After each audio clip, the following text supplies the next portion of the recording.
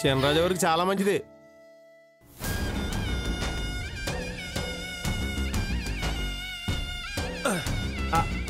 అత్తయ్య నీళ్ళు అందుకో, నీళ్ళు.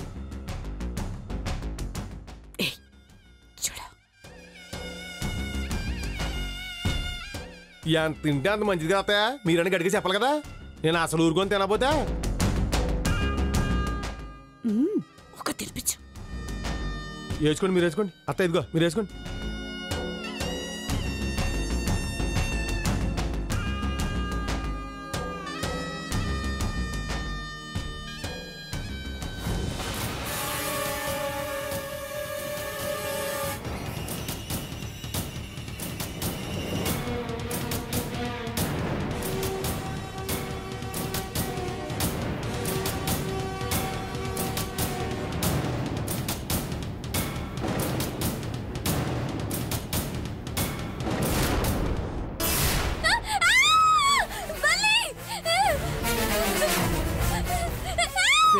స్నేహ ఏమైంది?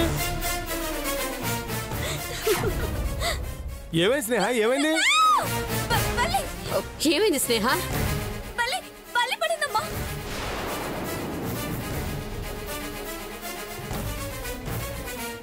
బల్లే వెళ్దాం పద. అయ్యో అయ్యో అయ్యో అయ్యో, ఎక్కడ పడిందమ్మా?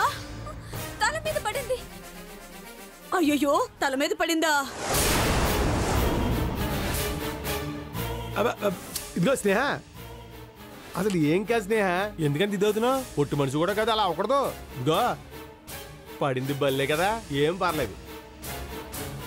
అయ్యయ్యో బల్లి పడితే అప్పశిఖరం అల్లుడు గారు.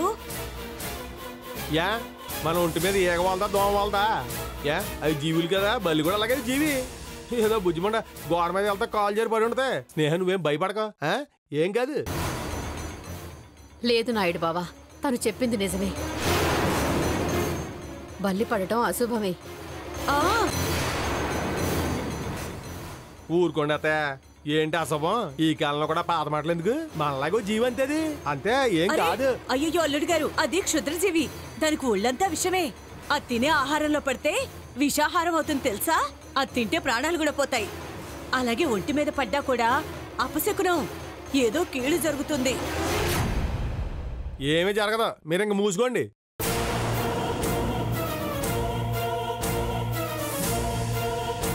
ఇదిగో స్నేహ, వీళ్ళు మాట్లాడుకుని నువ్వేం భయపడకు, ఏం కాదు, నేను చెప్తున్నాను కదా.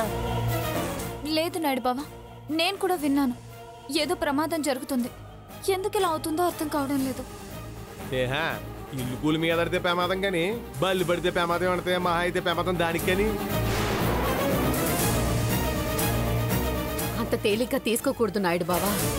ఇందాక నేను కూడా చూడకుండా ఎవరో తీసిన దిష్టిని దాటాను, ఇప్పుడు బల్లి పడింది.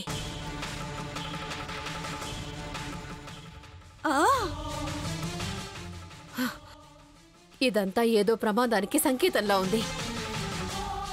సరే అత్తయ్య, మీరు మరీ అంతగా చెప్తుంటే వినాలి కదా. మరి ఇప్పుడు ఏమంటారు? నేను ఏం చేయాలి ఇప్పుడు చెప్పండి. శాంతి చేయించల్లుడు.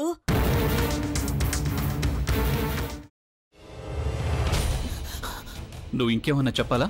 ఇంకేమన్నా అబద్ధం చెప్పాలనుకుంటే చెప్పేయి. నేను చూడాలనుకుంటున్నాను నన్ను మోసం చేయడానికి నువ్వు ఎంత నీచానికి దిగజారగలవు అని. ఎందుకు ఆలియా, ఎందుకు నువ్వు ఇలా చేసావు? నీకు తెలుసు కదా, నానమ్మ తర్వాత నీ ఒక్కదానిని కదా నేను పూర్తిగా నమ్మేది. ఏమన్నావు నువ్వు? ఈ మధ్య అన్నిటినీ మర్చిపోతున్నావా? అది చాలు. వాటిలో ఉన్న శక్తి విషయాన్ని గ్రహించి మనకు వివరిస్తాయి.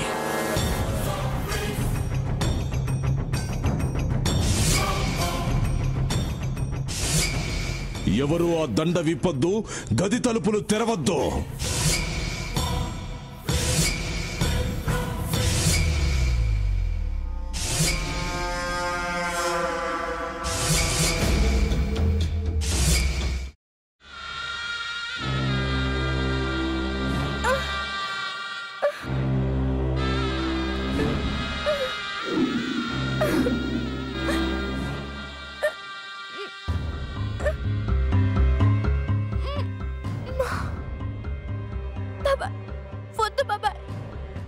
ఏం చేయొద్దు బాబాయ్, ప్లీజ్ బాబాయ్.